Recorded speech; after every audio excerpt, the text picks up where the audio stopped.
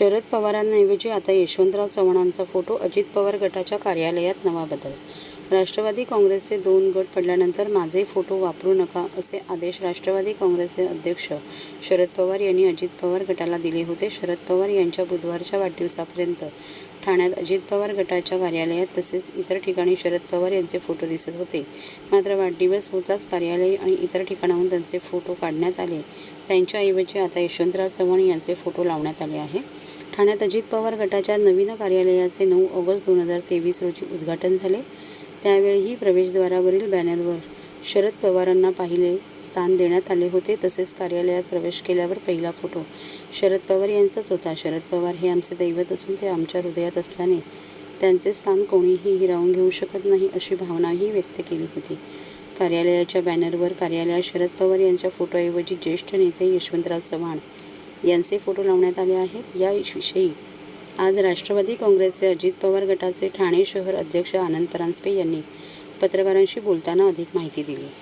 शरदचंद्रजी पवार साहेब हे आम्हाला कालही श्रद्धेय होते, आजही आहेत आणि उद्याही असणार.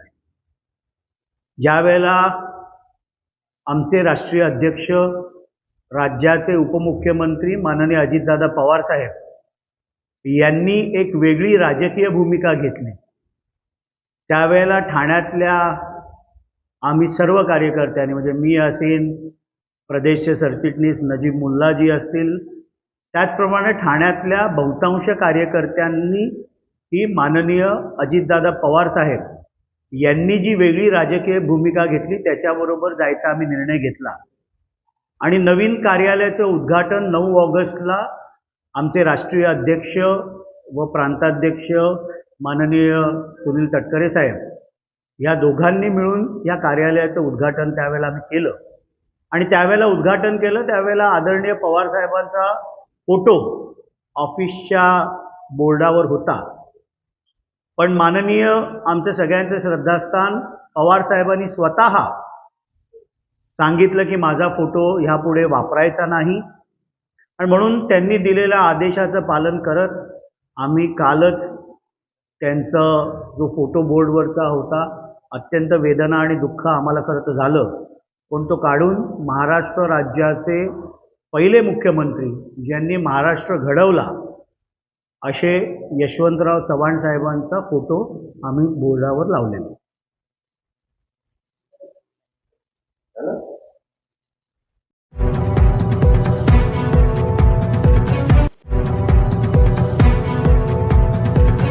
सर्व नागरिकांना आवाहन करण्यात येत आहे की सध्या डासांमार्फत पसरणाऱ्या डेंग्यू या आजाराचा प्रसार रोखण्यासाठी प्रत्येकाने पुढीलप्रमाणे कार्यवाही करावी. डेंग्यू आजार एडिस इजिप्ती हा डास चावल्याने होतो. या डासांची पैदास साचलेल्या किंवा साचवलेल्या स्वच्छ पाण्यामध्ये होते. 8 दिवसांपेक्षा जास्त दिवस पाणी उघडे व साचून राहिल्यास त्यात डास अंडी घालतात. अंड्यांच्या अळ्या तयार होऊन पुढे डास तयार होतात. यासाठी आपल्या घरातील पाणीसाठे उदाहरणार्थ बॅरल्स, पिंपे, टाक्या, हौद, रांजणे इत्यादी दर आठवड्याला रिकामे करून घासून पुसून कोरडे करून पुन्हा भरावे. 1 दिवस कोरडा दिवस म्हणून पाळावा. पाणी साठ्यांना घट्ट झाकणे बसवावीत किंवा जुनी साडी, चादर, धोतर यांनी बांधून झाकून ठेवावीत, म्हणजे डास त्यात जाऊन अंडी घालणार नाहीत. घराच्या गच्चीवर, आजूबाजूला, अंगणात कोठेही पाणी साचू देऊ नये. भंगार सामान उघड्यावर टाकू नये. उदाहरणार्थ टायर्स, प्लास्टिक सामान, कुंड्या, टाकाऊ वस्तू इत्यादी. अशा सामानात पावसाचे पाणी साठून त्यात डेंग्यूच्या डासांची पैदास होते. घरातील कूलर्स, फ्रीजच्या पाठीमागील ट्रे हे देखील वेळोवेळी कोरडे करावेत. लक्षात ठेवा, नुसत्या फवारणीने डास घनता कमी होत नाही, तर त्यासाठी डास पैदास ठिकाणे नष्ट करणे ही आपल्या सर्वांची जबाबदारी आहे. कोणताही ताप अंगावर न काढता जवळच्या शासकीय रुग्णालयात मोफत औषधोपचार घ्या. अशा प्रकारे नागरिकांनी सहकार्य केल्यास डेंग्यूचा प्रसार रोखणे सहज शक्य आहे.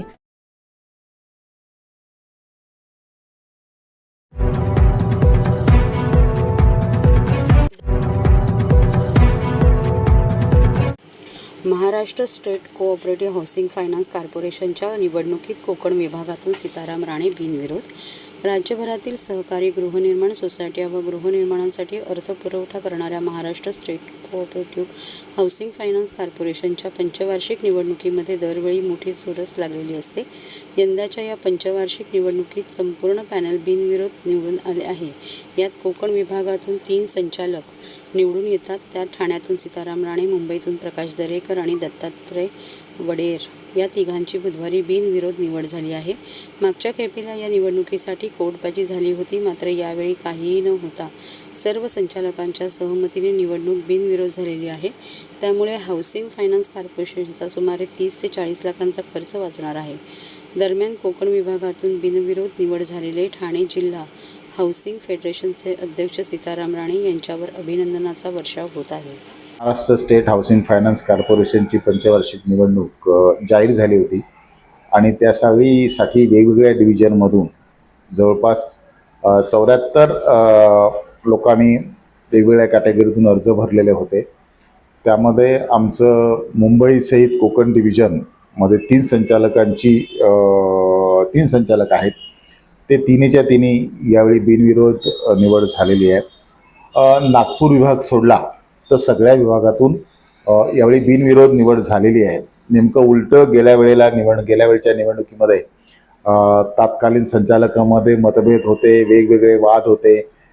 हायकोर्टामध्ये सहकार आयुक्तांकडे हिअरिंग झाल्या, वेगवेगळ्या सुनावण्या झाल्या आणि ह्या प्रक्रियेमध्ये बराच कालावधी गेलेला होता. मात्र यावेळी सर्व संचालकांनी एकत्रित बसून चर्चा करून बिनविरोध कशी करता येईल यासाठी प्रयत्न केले आणि त्यासाठी आपले दोन्ही उपमुख्यमंत्री माननीय देवेंद्रजी फडणवीस, त्याप्रमाणे अजितदादा, आणखीन आमचे प्रवीणजी दरेकर यांनी मोठ्या प्रमाणात यामध्ये सहभाग घेतला. ज्यांच्याशी आमचे संपर्क होत नव्हते अशा लोकांना त्यांनी विनंती केली आणि त्यांच्याच मार्गदर्शनाखाली ही निवडणूक आपण बिनविरोध करण्यामध्ये यशस्वी झालो. या माध्यमातून या निवडणुकीचा खर्च जवळजवळ 30 ते 35 लाख रुपये, कारण संपूर्ण महाराष्ट्रासाठी ही निवडणूक आहे, 30 ते 35 लाख रुपये खर्च अपेक्षित होता. तो या आमच्या बिनविरोध निवडणूक झाल्यामुळे वाचलेला आहे. मात्र 2 जागांसाठी नागपूर डिव्हिजनला निवडणूक होणार आहे. बाकी सगळ्या राखीव जागा, त्याचप्रमाणे वेगवेगळ्या विभागातल्या सर्व जागा बिनविरोध निवडून आलेल्या आहेत. त्यासाठी मी धन्यवाद देईन दोन्ही उपमुख्यमंत्र्यांना, माननीय देवेंद्र फडणवीस, माननीय अजितदादा पवार, त्याचप्रमाणे आमचे भारतीय जनता पक्षाचे सहकार आघाडीचे समन्वयक प्रवीणजी दरेकर यांना धन्यवाद देईन. आता त्याच्यानंतर 24 तारीख खरे म्हणजे निवडणुकीची होती. त्या दिवशी नागपूरच्या 2 जागांसाठी निवडणूक होईल. त्यांचा रिझल्ट आल्यानंतर पुढच्या 15 दिवसात पदाधिकाऱ्यांची निवड होईल आणि त्यानंतर कामकाजाला सुरुवात होईल. यावर्षी माननीय देवेंद्र फडणवीस आणखीन अजितदादा पवार यांनी आश्वासन दिलेलं आहे की हे जे फायनान्स कॉर्पोरेशन आहे त्या महाराष्ट्रातल्या सर्व प्रकारच्या गृहनिर्माण संस्थांसाठी अर्थपुरवठा करण्याची व्यवस्था करते किंवा अर्थपुरवठा करते. पण गेली काही वर्ष शासनाकडून किंवा वेगवेगळ्या संस्थांकडून आम्हाला जे रक्कम मिळायची, कर्ज हमी मिळायची शासनाकडून, ती मिळत नसल्यामुळे ते बंद झालेलं होतं. आणि यावेळी दोन्ही उपमुख्यमंत्र्यांनी आम्हाला आश्वासन दिलेलं आहे की आता मोठ्या प्रमाणात सेल्फ डेव्हलपमेंटसाठी शासनाने पुढाकार घेतलेला आहे. महाराष्ट्र शासनाने मात्र माननीय देवेंद्र फडणवीस मुख्यमंत्री असताना सेल्फ डेव्हलपमेंट करणाऱ्या गृहनिर्माण संस्थांसाठी वेगवेगळ्या सुविधा दिलेल्या आहेत आणि त्या जर करायच्या असतील तर त्यांना कर्ज देणारी चांगली सक्षम संस्था हवी.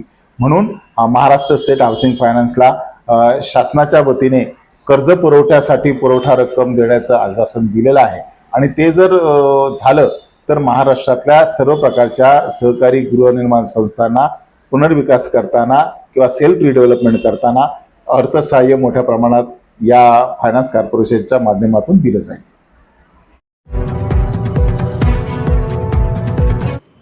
ठाणे महानगरपालिकेतील कंत्राटी कामगारांचा जाहीर मेळावा कामगार नेते किरण पावसकर यांच्या उपस्थितीत संपन्न.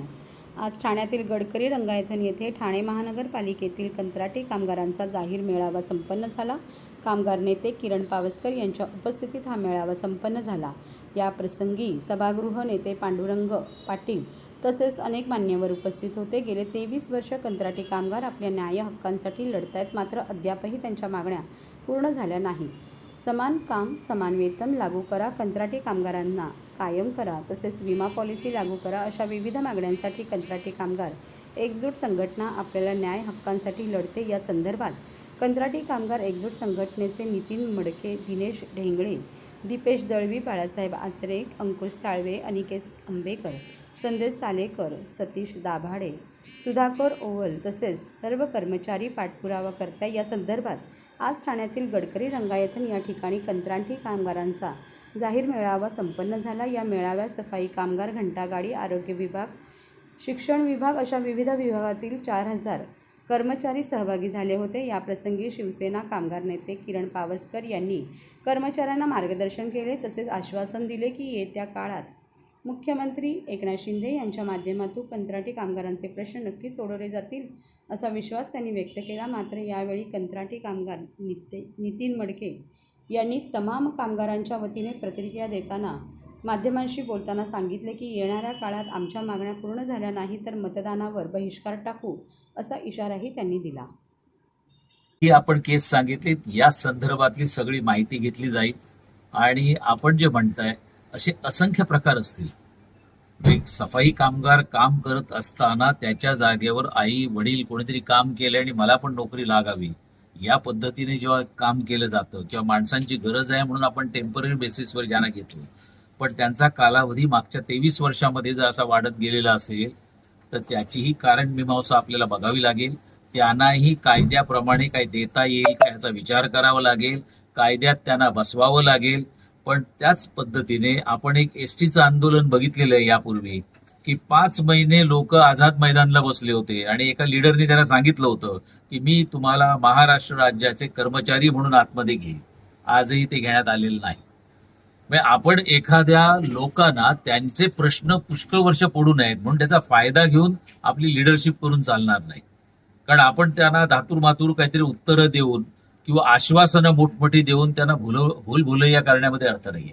जे प्रश्न सोडवता येतील, ज्यांना आपल्याला न्याय देता येतील, कदाचित त्याला कालावधी लागेल, वेळ लागेल, नियमात बसवावं लागेल, पण त्यांना जे होणार ते जे शक्य असेल तेच तुमच्या समोर मांडलं जाईल किंवा सांगितलं जाईल. कारण शासनामध्ये मला खात्री आहे की शिंदे साहेब न होणारी गोष्ट काही करून तुम्हाला करेन असं ते सांगणार नाही. महानगरपालिकेच्या कंत्राटी कामगारांना परमनंट करून घेणं किंवा त्यांच्या सुखसोयी देणं असं जर मी आत्ता जरी सांगितलं तर हाच नियम सर्व महानगरपालिकांना लागेल. त्यामुळे तो आपण शब्द देताना त्यांच्यातल्या काही कर्मचाऱ्यांना काय पद्धतीने सामावून घ्यावं लागेल, किती वर्ष सर्व्हिस झाली आहे, लेंथ ऑफ त्यांची सर्व्हिस काय आहे, नंबर ऑफ इयर्स किती झालेले आहेत, त्याच्यानंतर त्यांना फॅसिलिटीज काय आहेत, पण त्याच्याच बरोबर काही फॅसिलिटीज जर देता आल्या तर सगळ्यात उत्तम आहेत. आणखी त्यांना काहीतरी प्रयत्न केले जातील. सरकार याबाबत पॉझिटिव्ह आहे. शासन याबाबत नगर